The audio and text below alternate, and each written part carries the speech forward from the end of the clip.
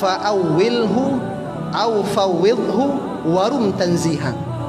Takwilkan ayat tersebut, jangan sampai pengertiannya akan menyerupakan Allah dengan makhluk, atau serahkan maknanya kepada Allah Subhanahu wa taala dan lontarkan, lemparkan, berikan pensucian terhadap Allah Subhanahu wa taala.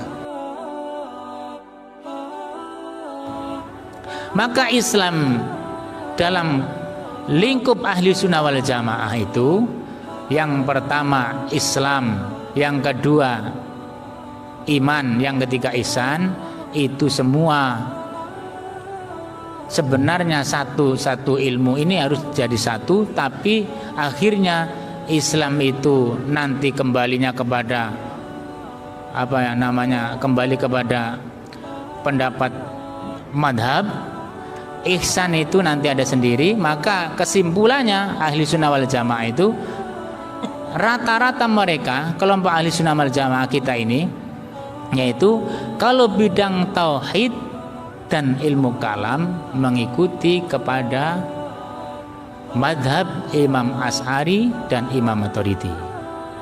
Kemudian kalau di bidang hadis, minimal kita mengikuti hadis Bukhari dan hadis Muslim, minimal. Selanjutnya ya terserah, yang penting bisa ada digurukannya.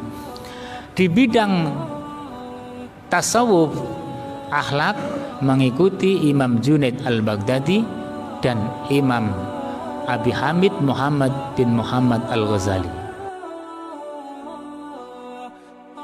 Hingga sampai satu saat muncul namanya pemikiran-pemikiran atau kelompok-kelompok yang membawa karakter-karakter khusus, yang mana karakter ini memiliki bid'ah, satu ajaran baru yang sebelumnya tidak ada pada zaman Rasulullah SAW, tidak ada pada sahabat.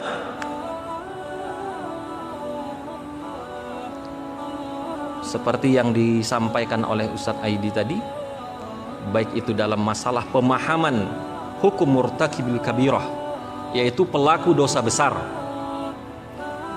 bagaimana hukum mereka, dan diantaranya juga adalah permasalahan sifat-sifat Allah Subhanahu wa ta'ala yang tertera di dalam Al-Quranul Karim. Hingga ketika itu umat menghadapi pemikiran-pemikiran yang nakal, pemikiran yang bid'ah, yang tidak ada diajarkan oleh Rasulullah SAW. Tapi pemegang ajaran benar, mayoritas umat memahami ajaran yang sunnah, yaitu ajaran Rasulullah SAW. Namun ketika itu orang-orang yang mengaku dirinya intelektual, ditambah lagi dengan kondisi perpolitikan yang tidak cenderung kepada ahlus sunnah wal jamaah,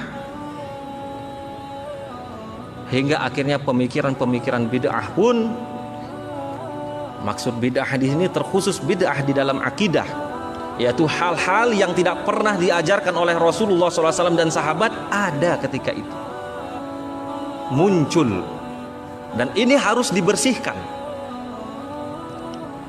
Hingga akhirnya dengan izin Allah Subhanahu wa ta'ala muncullah seorang imam namanya Abul Hasan al-Asy'ari. Manhum ya Rasulullah? Apa kata baginda Nabi sallallahu alaihi wasallam? Al-jamaah. Hadis tentang perpecahan umat ini banyak diriwayatkan oleh periwayat hadis. Ada yang tadi saya sebutkan diriwayatkan oleh Imam Tabrani, Imam Ibnu Majah, Imam Ibnu Asim. Ada pula yang diriwayatkan oleh Imam Al-Hakim, Imam At-Tirmizi. Bahkan Imam Al-Lalakai pun meriwayatkan hadis ini.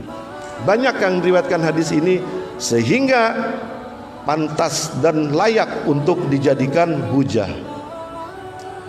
Dari 73 golongan Islam yang disebutkan oleh Nabi, disebutkan oleh para ulama, dituangkan oleh para ulama ke dalam kitab-kitab karya-karyanya.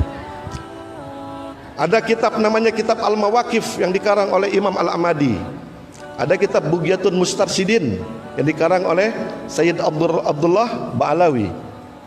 Lalu ada kitab Milal wa Nihal Imam Syahrustani. Ada kitab I'tiqad Firaq Muslimin wal Musyrikin. Lalu ada kitab Musnad As-Sahabah fi Kutubut Tis'ah karangan Abdurrahman As-Sokhr. Di 5 kitab itu dirangkum 73 golongan oleh Imam Ar-Ramli, dibikin menjadi sederhana dalam kitab fatwanya. Semuanya sudah dijelaskan dari mulai awal sampai nanti di akhir zaman yang akan hidup sepanjang zaman, kata Ustaz Yudi tadi, bahwa akhir zaman sampai akhir zaman Ahlus Sunnah wal Jamaah lah orang yang memegang teguh, mempertahankan akidah Ahlus Sunnah wal Jamaah, yang itu semua bersambung kepada Allah, bersambung kepada Rasulullah sallallahu alaihi wasallam. Semuanya sudah dijelaskan, tergantung kita. Kita paham, kita terima, dan kita itiqadkan di dalam hati kita bahwa kita akan memegang teguh paham Ahlus Sunnah wal Jamaah. Al-Fakir cuma mengutip pesan daripada Habib Zain bin Ibrahim bin Smith. Kenapa kita di rumah memperbanyak bersolawat kepada Nabi SAW? Berbicara amaliyahnya Ahlus Sunnah wal Jamaah, kita tahu bersama bahwasanya akidah Ahlus Sunnah wal Jamaah, ajaran-ajarannya, amalan-amalannya, yaitu zikir bersama, yasinan bersama, pokoknya yang bersama-sama dalam ubudiyah kepada Allah, Ahlus Sunnah wal Jamaah.